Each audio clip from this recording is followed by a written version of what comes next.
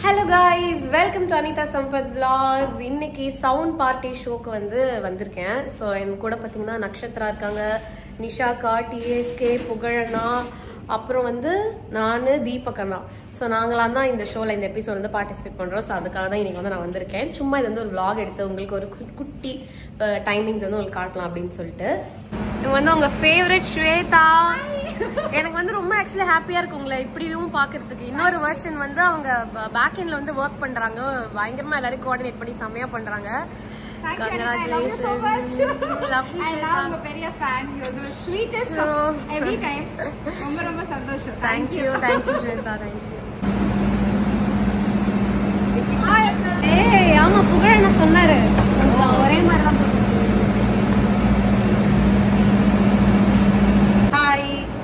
நயன்தாரா அக்கா சம்பத் vlogs. வணக்கம். நல்லா இருக்கீங்க? மேடம் ஒன்லி அயல் நாடுகள்ல மட்டும் தான் வீடியோ எடுப்பாங்க. முதல் முறையா பாவப்பட்ட ஈவிபில வீடியோ எடுத்துட்டு இருக்காங்க. நான் எப்பயா தானே வரேன், ரெகுலரா வர மாட்டேன். நீங்க தான் ரெகுலரா வரீங்க. ஐயா அம்மா நான் வருஷத்துக்கு ஒரு நாள் தான். அவங்க ஃபாரினுக்கு ரெகுலரா போவாங்க, நாங்க இந்த ஈவிபிக்குள்ளே ரெகுலரா. நீங்க எத்தனை நாடு போயிட்டீங்க? நான் இப்பதான் 6, நீங்க 40 50 முடிச்சிட்டீங்க. மொத்த நாடே அவ்வளவு இருக்காது. சோ அதனால இன்னைக்கு நாங்க சவுண்ட் பார்ட்டி, ஆனா சவுண்டான ஆளா வந்திருக்கோம். உங்களுக்கு தெரியும் யாரெல்லாம் எப்படி கத்துவோன்னு. சரி வாங்க செட்டுக்குள்ள போய் ஏகப்பட்ட விஷயங்கள் நடக்கும், எல்லாத்தையும் உங்க கூட ஷேர் பண்றேன் மக்களே. Come on. Okay guys, time ஆகிடுச்சு, செட்டுக்கு வந்தாச்சு. இதுதான் சவுண்ட் பார்ட்டியோட செட்டு. கம்பேரிட்டிவ்லி கொஞ்சம் சின்ன செட்டு, ஆனால் டிவியில் பார்க்க தெரியாது. மற்ற செட்டு பிபி ஜோடிகள் மாதிரி டான்ஸ் ஆடுற set, Neeya Naana cook with கோமாலாம் readymade செட்ஸாக இருக்கும். இந்த செட்டு இன்டர்சேஞ்சபிள், அப்பப்போ டைமுக்கு ஏற்ற மாதிரி மாற்றிப்பாங்க.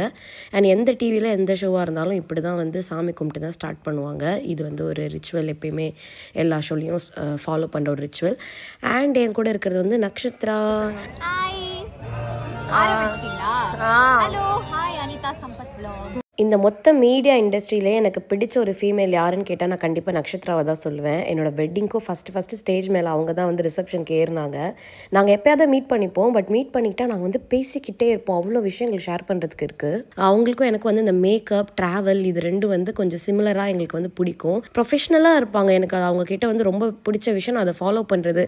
ஆனால் ஒன்று பிடிச்ச ஃபாலோ பண்ணாத ஒன்று இருக்குது, தண்ணி குடிக்கிறது. தண்ணி குடிச்சிட்டே இருப்பாங்க. பிரபா நக்ஷத்ரா வச்சு தான் சொல்லுவான், பாரு அவங்க எப்படி தண்ணி குடிச்சிட்டே இருக்காங்க, நீ குடிக்கவே மாட்டேன்னு சொல்லிட்டு அவங்கள வச்சு நான் சொல்லுவான். நான் சன் டிவியில் ஜாயின் பண்ணும்போது நான் 0, எனக்கு யாருக்குமே ஆக்சுவலி தெரியாது. நான் நியூஸ்லலாம் இப்போ ஃபேமஸ்லாம் ஆகலை. அப்போவே நான் கிரவுண்ட் ஆங்கரிங் பண்ணும்போது என்னை பார்த்த உடனே ஓடி கட்டுப்பிடிச்சிக்கிட்டாங்க. எனக்கு அவ்வளோ சந்தோஷமாக இருந்தது. ஒரு நார்மலான ஒரு கேர்ள் என்ன எவ்வளோ வேல்யூ பண்ணுறாங்க அப்படின்னு. இன்றைக்கி 4 பேருக்கு எனக்கு தெரிகிற அளவுக்கு நான் வந்ததுக்கப்புறமும் அன்னையிலேருந்து இன்றைக்கி வரைக்கும் என்கிட்ட ஈக்குவலாக அதே மாதிரி நடந்துக்கிற ஒரு ஸ்வீட்டான பர்சன் நக்ஷத்ரா. அப்புறம் டிஎஸ்கே வந்திருந்தாங்க. எனக்கு அவங்கள சரவணன்னு கூப்பிட்றது எப்போயுமே கம்ஃபர்டபுளாக இருக்கும். ஸோ அவங்க நாங்கள் வெளியே ஈவெண்ட்ஸ் எதாவது போனால் நாங்கள் மீட் பண்ணுவோம். ஸோ ஃபஸ்ட் டைமாக டெலிவிஷன் ஷோவில் ஒன்றா அவங்க கூட நான் பார்ட்டிசிபேட் பண்ணிட்டேன். ஏன்னா எனக்கே தெரியாது அவங்க வருவாங்கன்னு சொல்லிட்டு. வந்த அப்புறம் தான் சொன்னாங்க டிஎஸ்கே வந்திருக்காங்க அப்படின்னு சொல்லிட்டு. புதுசாக வீடு வாங்கியிருக்கேன்னு சொன்னாங்க, ரொம்பவே சந்தோஷமாக இருந்தது. Congratulations Saravanan family.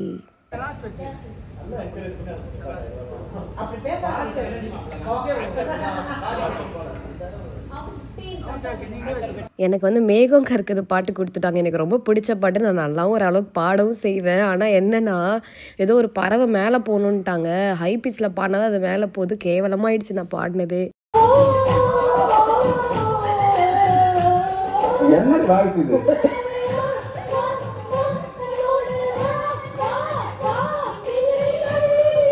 லிட்ரலி நான் எதையுமே கான்சென்ட்ரேட் பண்ணல. எனக்கு அந்த பறவை மேலே போகணும், அதில் தான் கான்சென்ட்ரேட் பண்ணிகிட்டு இருந்தேன். ஸோ பாட்டு செம்மையாக கேவலமாக இருந்தது. நான் அதை பற்றி கவலைப்படல. என் டீமுக்கு எப்படியாவது ஜெயிச்சு கொடுத்துடணும், அந்த பறவை எதையும் இடிச்சிடக்கூடாதுன்னு தான் இருந்துச்சு. டோட்டலாக தொண்டே கிழிஞ்சு போயிட்டு தான் நான் ஃபஸ்ட் பிரேக் கீழே வந்தேன். அப்புறம் இவர் பேர் அன்சர் அன்வர் சம்திங். ஸோ அவர் நான் ஆக்சுவலி இப்போ தான் ஃபஸ்ட் டைம் பார்க்குறேன். ஆனால் சூப்பராக பெர்ஃபார்ம் பண்ணியிருந்தார். அதுக்கப்புறம் இன்னொரு பிரேக் இருந்தது. அந்த பிரேக்லேயும் கொஞ்சம் டச் அப் எல்லாம் பண்ணிவிட்டு முடிஞ்சிடுச்சு. கைஸ் இப்போ நமக்கு குட்டி பிரேக் கொடுத்துருக்காங்க. ஃபஸ்ட் 2 ரவுண்ட் முடிஞ்சிடுச்சு. அடுத்து ஏதோ அவங்க பாருங்க ஏதோ பண்ணுறாங்க, தண்ணிக்குள்ளே ஏதோ பாடணும் அப்படின்றாங்க. கண்டிப்பாக எனக்கு மேக்கப் கலைஞ்சிரும். நாங்கள் நட்சத்திரம் பண்ண மாட்டோம். தீபக் நான் இது பண்ணட்டும், நம்ம வேடிக்கை பார்ப்போம். டீமில் ஒருத்தர் தான் பண்ணுவாங்க. ஆக்சுவலி இந்த ஷோ 2 டேஸ் முன்னாடி டெலிகாஸ்ட் ஆச்சு போல். பட் நான் அபுதாபியில் இருந்தேன், அதனால் நான் பார்க்கல. இன்னும் வரைக்கும் நான் இதை பார்க்கல. அப்புறம் நான் ஸ்டேட்டஸ் பார்த்து தான் தெரிஞ்சுக்கிட்டேன் இதை வந்து லைவ் பண்ணிட்டாங்க அப்படின்னு சொல்லிட்டு. ஸோ அதில் பார்த்தீங்கன்னா தீபக் அண்ணா வந்து ஃபிஷ் டேங்க்குள்ளே பாடினார். எப்படி மூச்சு பிடிச்சி பாடினாருனே தெரில. அப்புறம் நான் ஸ்விம்மிங் பூலில் போய் சும்மா பாடி ட்ரை பண்ணி பார்த்தேன். அவ்வளோ டஃப்பாக இருந்தது. அவர் சூப்பராக பண்ணார்.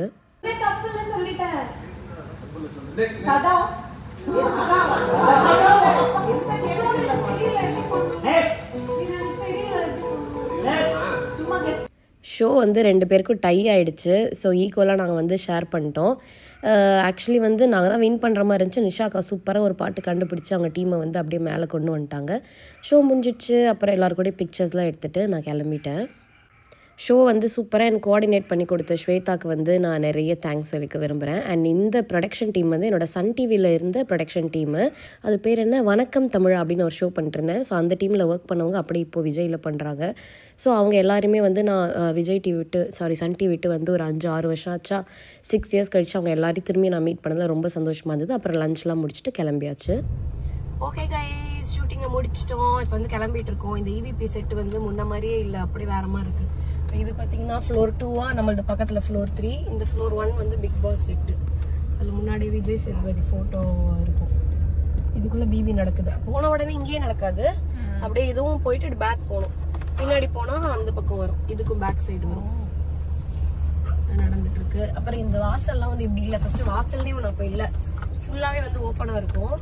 இப்போ வந்து இந்த பக்கம் அந்த பக்கம் 2ஆ பிரிச்சு அங்கெல்லாம் நிறைய கோட்ஸ் கொண்டு வந்து ஒன்றும் இங்கே வந்து ஜீ தமிழ், நீயா நானா அந்த மாதிரிலாம் நம்ம ஷோஸ்லாம் வைக்கிறோம் இல்லையா, இது மாதிரி எல்லா சேனல் ஷோஸுமே வந்து நடக்கிறதுக்கு ஒரு செட்டு. இதில் மூவிஸ் ஷூட்ஸும் நடக்கும். இப்போ கபாலி மூவிக்கு நான் நியூஸ் ஆங்கர் பண்ணேன், அதெல்லாம் இதுக்குள்ளே தான் நடந்தது. அந்த மாதிரி எப்படி வேணா இதை நீங்கள் சேஞ்ச் பண்ணிக்கலாம். குக் வித் கோமாளி மாதிரி ஒவ்வொரு செட்டில் வந்து ஒன்று நடக்கும். ஃபஸ்ட்டு EVP ராஜேஸ்வரி அவங்க வச்சுருந்தாங்க. இப்போ வந்து இதை வேல்ஸ் வச்சுருக்காங்க. அதெல்லாம் வச்சு வேல்ஸ் அப்படின்னு போட்டு பயங்கரமாக பண்ணியிருக்காங்க. முன்னாடிலாம் இது வந்து ஒரு காடு, ஒரே ஒரு ஒத்தையடி பாதை மட்டும்தான் இருக்கும். மழை முளைச்சிருக்கும், அதுவும் சேரும் சகதி மண்ணாக இருக்கும். மழை டைமில் யாரும் உள்ள நுழையவே முடியாது. இப்போ வந்து பயங்கரமாக பண்ணிட்டாங்க. Nice wells, good job. என்ன ரினு வீட்டுக்கு போகிறோமா? உங்கள் வீட்டுக்கு போகலாமா? உங்கள் வீட்டுக்கு போகலாமா? என்ன பண்ணலாம்? வேற எங்கே இருந்தாலும் போகலாம். முடிச்சுட்டேன்னு சொல்ல, வேற எங்கேயாவது போயிடணுமா? ஃபன் பண்ணலாம். ஃபன் பண்ணுவோம். குடும்பம் குட்டிலாம் நமக்கு இருக்கா என்ன? நம்ம கல்யாணம் ரொம்ப ஃப்ரீயாக தானே இருக்கும். நீங்கள் வேணா போய் ஃபன் பண்ணிட்டு 11 மணிக்கு வீட்டுக்கு போகலாம். யார் கேட்பாங்க? கல்யாணம் ஆல்பம் எடுத்தால் தான் தெரியும். ஓ, கல்யாணம் ஆயிடுச்சு. ஆனால் we are really blessed to have such husbands because எங்களை வந்து அவங்க கரெக்டான ஃப்ரீடம் வந்து எங்களுக்கு கொடுக்குறாங்க. நாங்களும் அதை எக்ஸ்ப்ளாய்ட் பண்ணாமல் எப்படி யூட்டிலைஸ் பண்ணமோ எங்களுக்கான ப்ரியாரிட்டி நாங்கள் கொடுத்து எங்களை யூட்டிலைஸ் பண்ணிக்கிறோம். அதை அவங்களும் வந்து என்கரேஜ் பண்ணுறாங்க. என்னோட கேங் ஃபுல்லாகவே இப்படி தான். என் கேங்கில் எல்லாரோட ஹஸ்பண்டுமே அந்த மாதிரி ஒரு ஃப்ரீடம் கொடுக்குற ஹஸ்பண்ட். அண்ட் எல்லாருமே டோட்டலர்ஸ். அது வந்து இன்னொரு பிளெஸிங் எங்களுக்கு கிடைச்சது. ஏன்னா தான் எல்லாம் திருட்டு பசங்களா இருந்தாலும் தண்ணி தம்மு மட்டும் அடிக்க மாட்டாங்க, எங்களுக்கு தூக்கி போட்டு மிதிப்பாங்க. ஆனாலும் இந்த ஒரு நல்ல பழக்கம் இருக்கனால நானும் அடி வாங்கிட்டு ரத்தத்தை தொடச்சிட்டு திரும்பியும் தோசை சுட ஆரம்பிச்சிருக்கோம். அந்த மாதிரி வாழ்ந்துட்டு இருக்கோம். உண்மையா சொல்லிட்டீங்க. ஆமா, அடிக்கும்போது தலை வலிக்கும், 2 பல்லு உடையும், அவ்வளவுதானே. குடிக்க மாட்டேன்ல, பரவாயில்ல வாழ்ந்துக்கலாம் அப்படி. இந்த மாதிரி இருக்கு.